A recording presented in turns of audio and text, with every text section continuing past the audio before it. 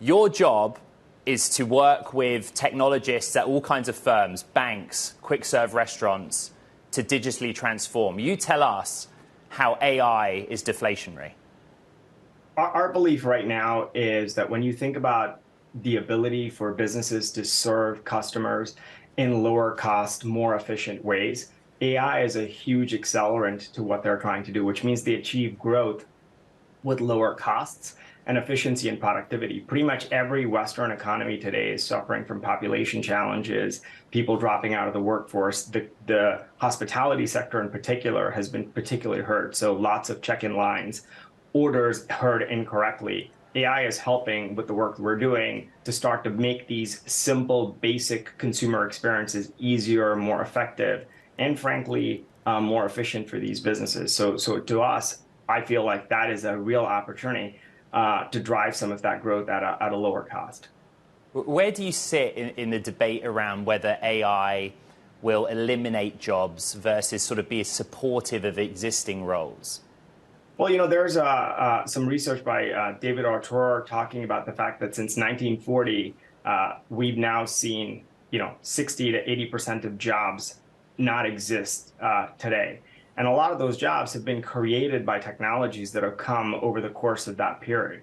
When we think about AI, of course, there are going to be some jobs that are impacted, and governments and public-private partnerships, the kind of work we do to bring in new skills and capabilities from younger people entering the workforce into this technology is going to need to happen to continue to build skills. But we also think this is going to be a huge opportunity for growth. We recently acquired fully Publicis Sapient AI Labs, a joint venture we created a few years ago, because we feel like that's going to help us bring in more people into the workforce into this new space. If you think about GDP, Goldman Sachs is talking about 7%.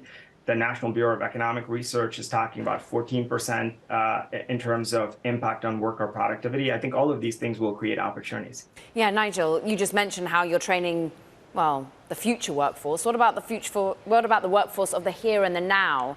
Do the C-suite, do the people below them have the skill set to be adopting all the joys and risks of generative AI in the here and now? I don't think anybody was expecting the adoption of this technology to happen as quickly as it has, right? But what it does tell you, the fact that you have so many people engaging with this, making this one of the fastest adopted technologies, is the potential is certainly there.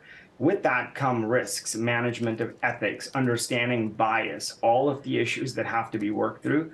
But our belief is certainly now a lot of the existential threat that's being talked about, AI, we're not in a place right now where that is in the immediate future. I think there are bigger issues in the immediate future in the context of AI. Like, how do you ensure that bias and things that brands wouldn't want associated with them, how hallucinations, all of these ideas getting addressed today. And companies are making investments very, very quickly because the benefits on the other side are huge. We're seeing molecule identification in pharmaceuticals. We're seeing fraud detection in banking. We're seeing risk management and risk assessments for mortgages. All of these things now starting to be able to happen so much more seamlessly than was possible before. Nigel, I'm kind of fascinated just the intricacies of exactly what you go and do. You set up a meeting with a company who's new to you. What do you go in and say? How do you start to assess the need of each individual company, where they're currently at, because ML and AI is already in our life, and then what they need to do to start to ensure that they're getting all the benefits of productivity? Publicis Sapient is fundamentally in the business of digital business transformation, right? Effectively, very simply, what that means is helping businesses that were established transform themselves to be increasingly digital in a world that is fast becoming entirely digital. So our approach centers around this notion of this idea called speed. It is an acronym and an idea about helping businesses move quickly. And one of the biggest challenges with enterprise businesses is the CEO would ask for a strategy and a business case, and then that would turn into requirements. And then they'd linearly pass that baton onto the next rung and the next rung. So for us, the S in speed is strategy. So being really clear about what use case you're trying to drive the outcome from, assessing that, and then moving very quickly to this idea of P, which is product. So not thinking about the business in the context of a project that begins and ends, but a product that is constantly evolving. The E is experience. So how do you think about the experience of the employee and the experience of the customer, the patient, the citizen that you're trying to affect? The next E is engineering, which is all about how do you build these experiences in ways that allow you to evolve ever so quickly. And then the D is data and AI. So how do you create that closed loop system, almost like fingers on a hand, where the data feeds back into helping you automate and build the efficiency we're talking about. And that conversation today in many organizations is about, yeah, we've got this and this and this, but they don't work like fingers in a hand. You know, there's a strong thumb and a strong index finger, but they don't connect to the pinky. And guess what? It becomes very hard to lift and shift and move things in that context.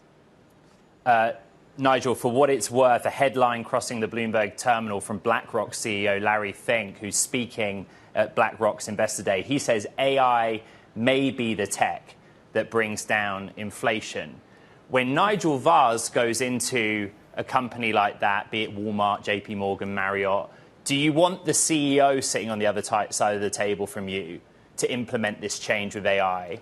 Or do you want the CTO? Who's leading the charge within these companies? I think this is a business change. And of course, you need a very strong CTO, CDO, somebody who understands how the technology works. But for us, AI is an opportunity to reimagine the business. So, you know, the Bloomberg terminal headline that you were just calling out there, our belief is that doesn't happen when it's a CMO or a CIO or a CDO. This has got to be something that is a CEO priority. And from all of the CEOs I'm spending time with, from some of the biggest companies in the world, I can tell you this is the one technology that they themselves have started to realize will force the choice for them to be more transformative rather than digitizing what they already do, which has been the first wave of digital, I think, thus far.